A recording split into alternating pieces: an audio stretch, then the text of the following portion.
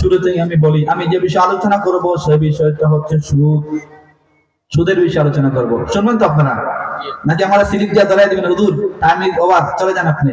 অধিকাংশ জায়গায় বয়ানের যখন সুদ তুলি, সুদ ঘুষের বিরুদ্ধে যখন কথা বলি, পর্দার যারা বিরুদ্ধাচরণ করে এদের বিরুদ্ধে যখন কথা বলি, বিভিন্ন জায়গায় ডারউইনের বানরের থিওরি ওগুলোর বিরুদ্ধে যখন কথা বলি, ট্রান্সজেন্ডার মতবাদের বিরুদ্ধে যখন আল্লাহর কোরআনের পক্ষ থেকে হক কথাগুলো মানুষের সামনে তুলে ধরি, তখন কয় হুজুর ওমা আলাইনা ইল্লাল বালাগ, এই সিলিপ চলে যান।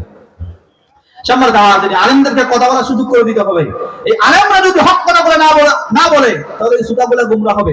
আর এভাবে আলেমদেরকে সিরিপ দিয়ে দিয়ে স্টেজ থেকে বিদায় করে দেওয়ার মাধ্যমে পরবর্তী প্রজন্ম আলেম সমাজকে কুবা শয়তানে পরিণত করা হচ্ছে। যেরকম নাউযুবিল্লাহ, এদেরকে এরকম কাজ করতেছেন বর্তমানে, আলেমদেরকে অপদস্থ করা হচ্ছে, যার কারণে পরবর্তী আলেম যারা আসবে, ইয়াং জেনারেশন, এরা কিন্তু ভয় পাবে যদি আমার মান চলে যায়, যদি আমার প্রাণ চলে যায়।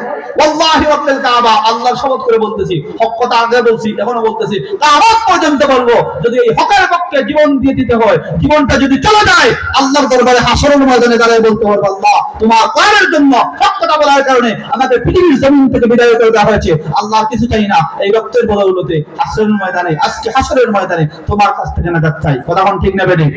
এজন্য আল্লাহ বলেছেন, ওয়ালা তাহসাবান্নাল্লাযীনা কুতিলু ফী সাবিলিল্লাহি আমওয়াতা বাল আহইয়াউন ইনদা রাব্বিহিম ইরযাকুন। আল্লাহর পক্ষে যারা জীবন দেয়, দ্বীনের জন্য যারা জীবন দেয়, কোরআনের জন্য যারা জীবন দেয়, তাদেরকে তোমরা কখনো মিথ্যা বলবে না, কেননা তারা কবরে জীবিত, আল্লাহর পক্ষ থেকে রিজিক প্রাপ্ত। সুবহানাল্লাহ। আমার